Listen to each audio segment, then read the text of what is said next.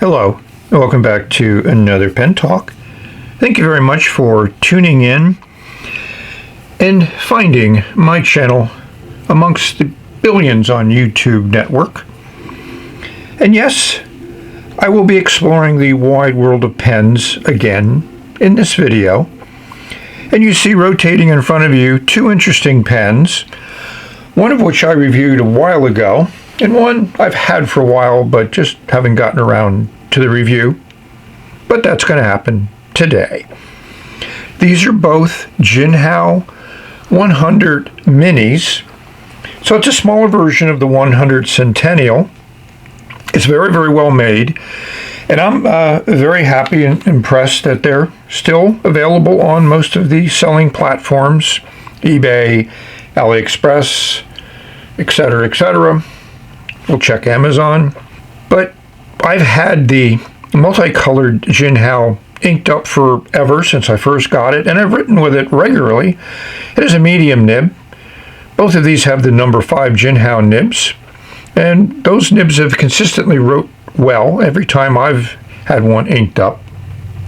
So we're going to explore the wood one in a little bit more detail, and we're going to find a suitable ink for it and see how the fine nib compares to the medium nib. We're going to wait for the turntable to bring around one of Mr. Crab and say bye, winky wink, stay tuned. While it was on the turntable, I was just impressed with the way the colors are popping in this rainbow version of a 100 mini. I do have new lights. Here's what the setup looks like. I've added a very intense LED, one of those garage style ones. I have a number of those types of lights, and they all work very, very well. I'm very happy with the amount of light that's coming out of it. There's also some sunlight coming in. But this is just an interesting resin. I'm not aware of any other pen maker using this resin. And if we take the cap off, we'll see it's also in this section. So that's a very nice design. I enjoy it.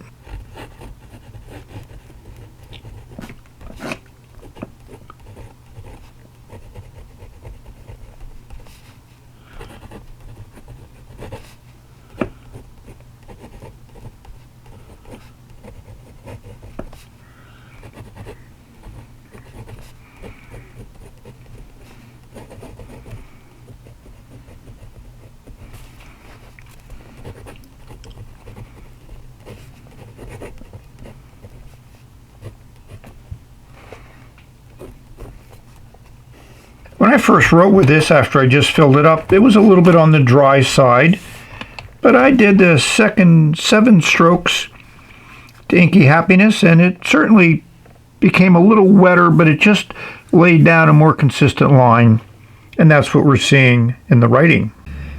So my first impression with this writing is it's a decent fine nib, but it's more towards an extra fine. It's a really fine line.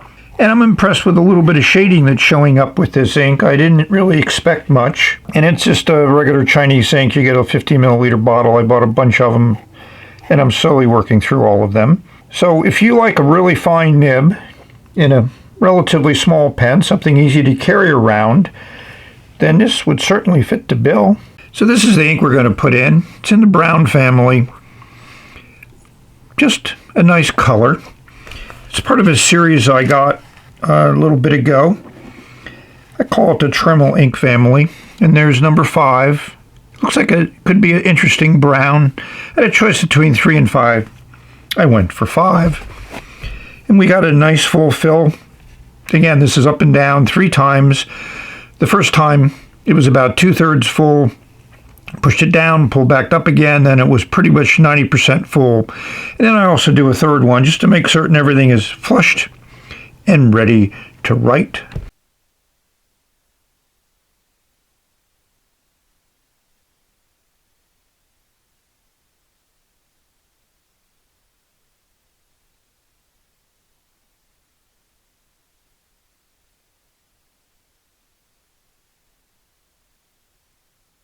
Here's the 100 mini with a medium nib. It is a wider line, and amazingly we're getting a little bit of feathering, but this Fabriano paper occasionally will do that. And it's a similar type of Tremel ink, except it does have some glitter in it. I enjoy writing with the Mini 100 with the medium nib, and I love that color.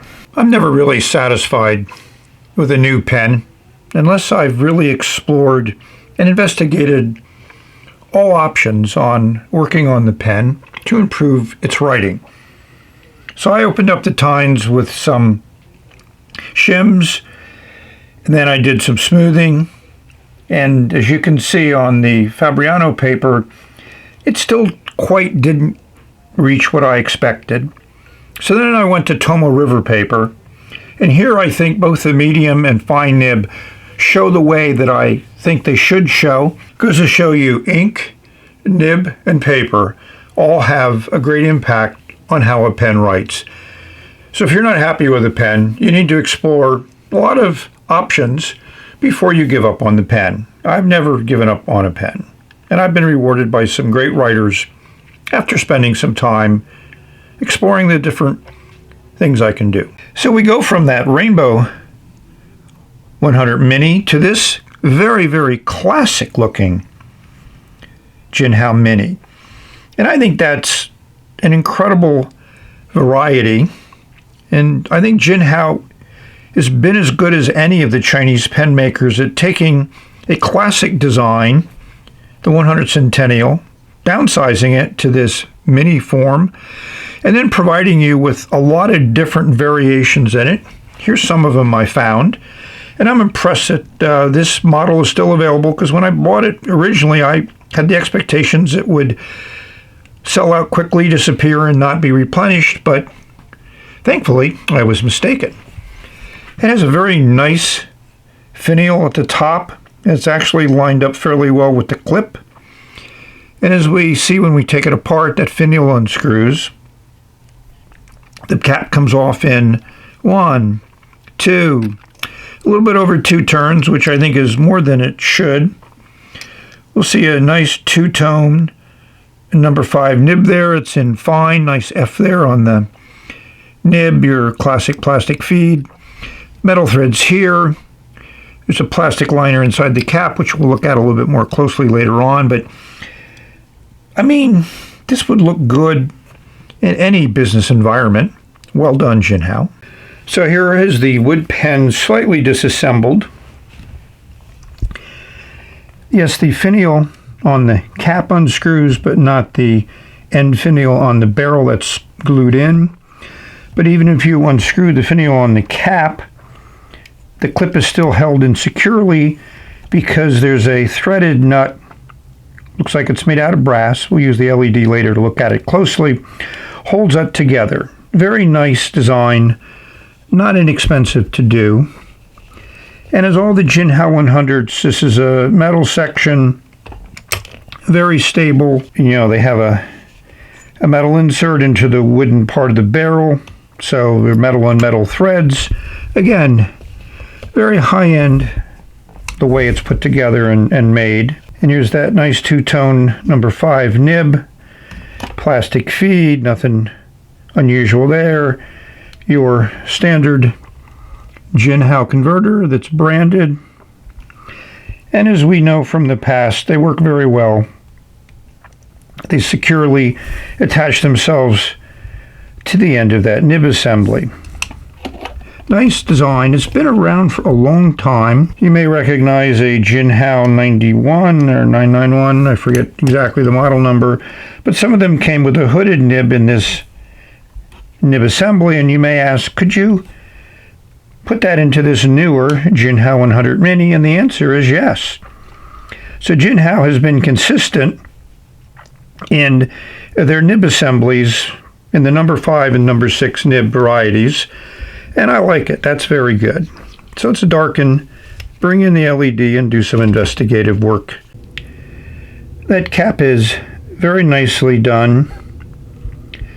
Nice standard big cap band at the bottom.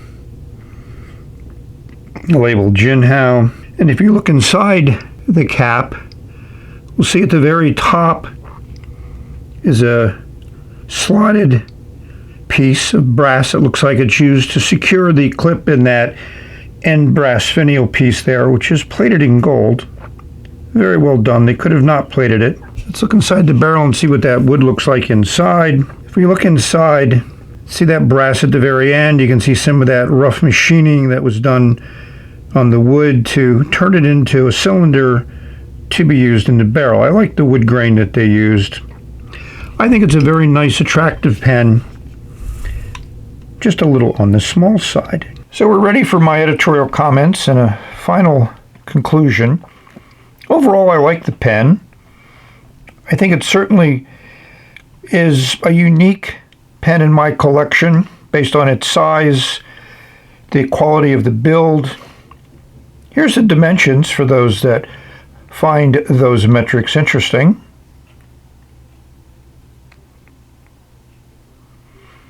So overall, take the cap off with your little over 2 turns. A little bit more than it should be considering the size of the pen. It actually fits okay in the hand unposted.